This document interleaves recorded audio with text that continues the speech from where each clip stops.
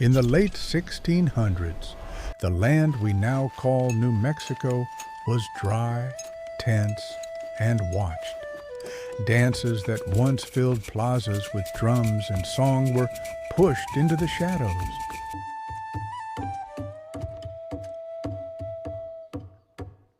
One morning, Tano stood at the edge of a half-hidden dance as singers spoke words the friars had forbidden.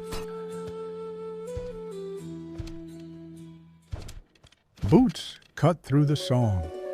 The friar called the dance illegal. The drum fell silent. They are only dancing. Why are they so afraid of our songs? Elders lowered their eyes, dancers scattered. No one fought, but Tano saw it wasn't surrender, just waiting. The nod promised the old ways were still alive. In Santa Fe, another boy watched the same tension from the other side.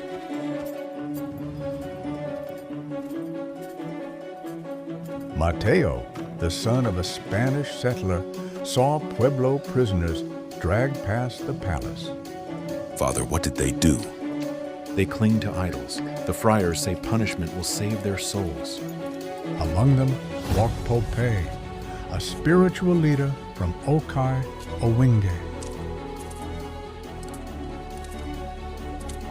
To the friars, Pope was a threat. To Pueblo families, Pope kept prayers alive. New Mexico strained under tribute, forced labor, and conversion. Missionaries demanded crosses where Cjbeards had stood. Sacred objects were seized and burned. Drought and hunger tightened the knot.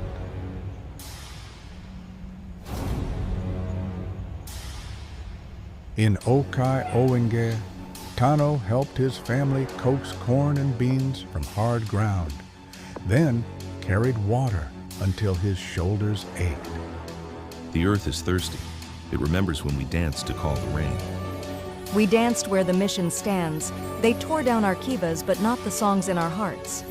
Sacred objects stayed hidden. Prayers passed in safe places.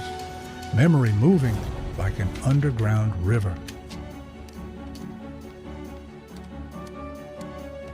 In Santa Fe, Mateo ran messages between mission and palace. Mateo, hurry. Tell the governor we need more men. The Pueblos still burn offerings in secret. Yes, Father. Remember, boy, Spain has brought order here. Without us, there would be only chaos. Mateo repeated the lines, but he saw Pueblo workers hauling stone, families paying tribute, children reciting prayers in a language not their own.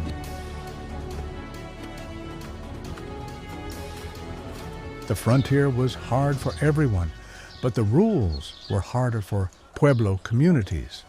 A missed tribute could bring chains. A whispered ceremony could bring whips. With each season of drought, Spanish demands felt heavier. Then Spanish power was displayed in the open.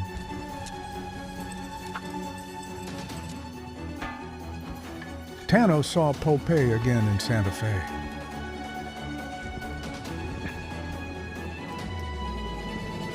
Spiritual leaders were tied to posts in the plaza. Grandmother, why do they hurt them for speaking to the spirits? Because they fear what they cannot control, remember. The lashes fell. Pope did not cry out. Tano felt fear turn into resolve. Mateo watched from the shade of the palace as adults called it correction. This is necessary, Mateo. We must correct them. But they are already bleeding. Do not question it. If our faith is so strong, why does it need so much pain?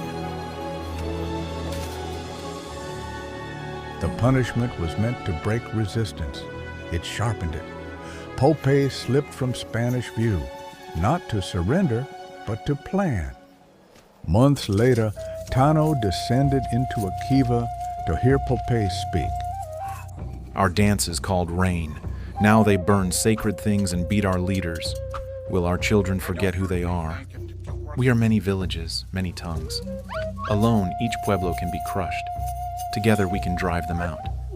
But the villages fight each other. How can they stand as one? Because now they all suffer the same wounds. Pope sent messengers by night, village to village, asking old rivals to act as one.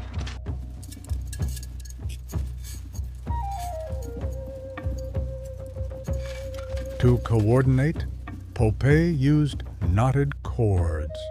Each knot a day, each cord a promise carried hand to hand. When the last knot is gone, we rise. The target date was August 1680. In Santa Fe, Mateo heard rumors, soldiers searching roads, friars listening for the wrong words. Then arrests began. The Spanish had learned enough to strike. In Okai-Owengay, news came fast. They have taken leaders. They will come for the rest. Pope made the decision. We do not wait, we rise now. Tano thought of his family and the whipping post. If we fail, they will punish everyone. If we do nothing, they will punish everyone anyway. Before dawn on August 10th, 1680, Pueblo fighters moved. Tano ran toward a mission, the bell tower, a dark shape against the sky. Across the province, Pueblo warriors rose almost together. Missions, farms, and outposts were attacked. Churches, symbols of forced conversion, were destroyed. Priests and soldiers were targeted. The Spanish were caught off guard. In Santa Fe, Mateo woke to shouting and hooves. What is happening? Into the palace. Barricade the doors. Mateo was shoved inside with his family as furniture jammed the entryways.